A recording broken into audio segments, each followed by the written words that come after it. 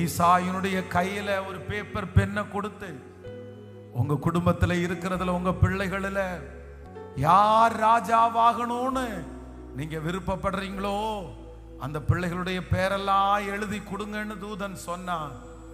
அவர் எழுதி கொடுப்பார் அவருடைய பிள்ளையினுடைய பேரெல்லாம்.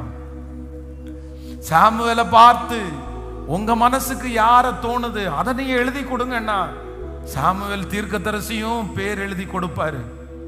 ஆனா 2 பேருடைய பேர்ல 2 பேரும் எழுதப்பட்டிருக்கிற அந்த லிஸ்ட்ல அவர்கள் தாவீத ஒருத்தருக்கு தெரியாது, ஒருத்தருக்கு தெரிஞ்சாலும் அவெல்லாம் ராஜாவாகிறதுக்கு தகுதி இல்லைன்னு நினைச்சான். ஆனா இந்த 2 லிஸ்ட்ல இருக்கிற யாரும் ராஜாவா வரல, யாரையும் ராஜாவாகவும் கர்த்தர் அபிஷேகம் பண்ணல. ஆனா அவருடைய கையில இருக்கிற அந்த பத்திரத்துல, அவருடைய கையில இருக்கிற அந்த பேத்திரத்துல, அந்த பேப்பர்ல எழுதுனது உங்க பேர் அல்லவா, அதுல இருக்கிறது நீங்கள் அல்லவா, அதுல முன்குறிச்சது கர்த்தர் உங்க குடும்பத்தை அல்லவா. கர்த்தர் வாக்கு கொடுக்கிறார், மற்றவருடைய லிஸ்ட்ல இடம்பெறாததை குறித்து பயமே இல்லை.